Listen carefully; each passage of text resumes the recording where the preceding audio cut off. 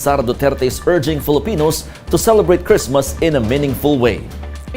In her Yuletide greeting, the VP expressed hope that Filipinos will remain united despite differences in principles and beliefs. The concurrent Education Secretary also lauded DepEd personnel for their contribution in rearing the Filipino youth.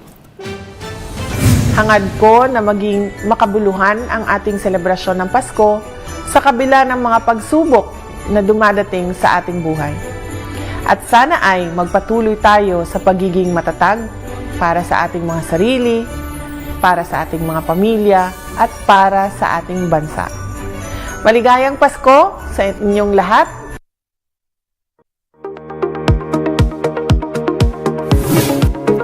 From the death of a longtime monarch to record-breaking inflation, the United Kingdom has seen it all. Here are some of the UK's biggest moments this year. Let's watch this. What a year for the UK, record after record broken. And new ones being set. Students of the future, you're gonna have loads to revise one day when it comes to 2022. Well, we've actually lived through it. So here's a quick recap of the last 12 months. Let's begin with the most somber moment, the passing of Queen Elizabeth II in September. 7 decades on the throne, Britain's longest-serving monarch, 15 prime ministers, and, of course, the queue. From the longest reign to the shortest run, Liz Truss was Prime Minister for just 49 days. Still, she managed to sink gilt markets and send the pound to a historic low. Now, the government is cutting spending and raising taxes.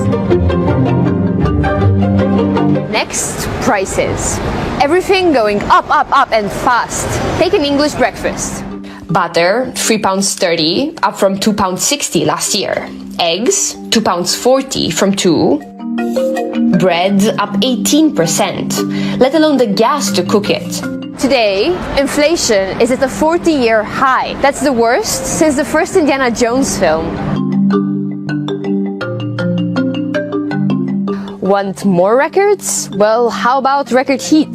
In July, temperatures topped 40 degrees for the first time. Train tracks buckled, fires broke out across London, and all the while, England was experiencing its worst drought in years.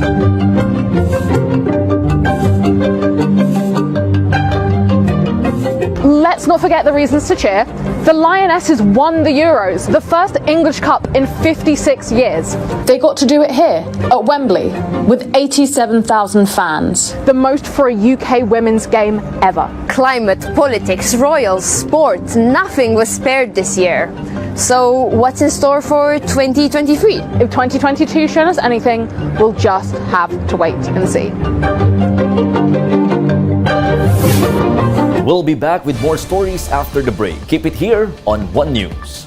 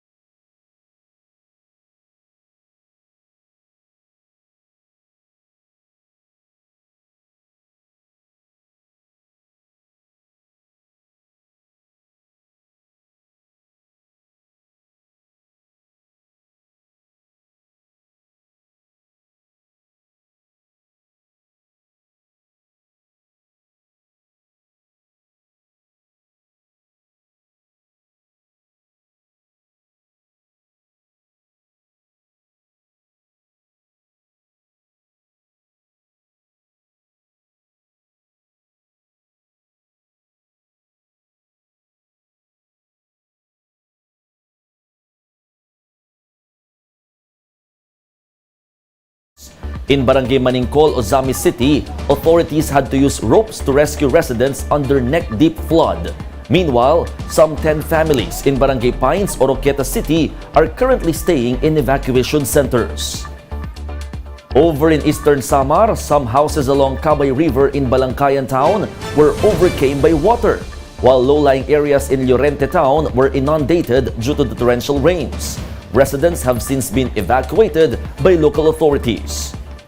And one person was injured while another one is missing in Zamboanga City after heavy rains caused floods in several barangays. Mayor John Dalipe called on concerned agencies and city departments to provide assistance to affected residents. Let's now take a quick look at other stories we're watching this holiday season. The Philippine Coast Guard reports vessel shortage after almost 120,000 passengers trooped to ports on Saturday. Passenger volume at Batangas Port already reached the pre-pandemic level. The Health Department has logged 5 fireworks-related injuries so far across 61 hospitals this year. This is 50% lower than the figure recorded over the same period in 2021. And at least 17 Americans were killed as several U.S. states, including New York, Montana, and Texas, experienced a fierce winter storm. The blizzard has also prompted authorities to impose a driving ban in some areas. For more updates, visit News 5, the Philippine Star, and Business World online. Visit our website, onenews.ph, for more in-depth analysis.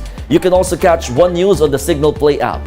Register for a free account now at www.signalplay.com and stream One News live anytime, anywhere. I am Mon Gualvez. We are One News.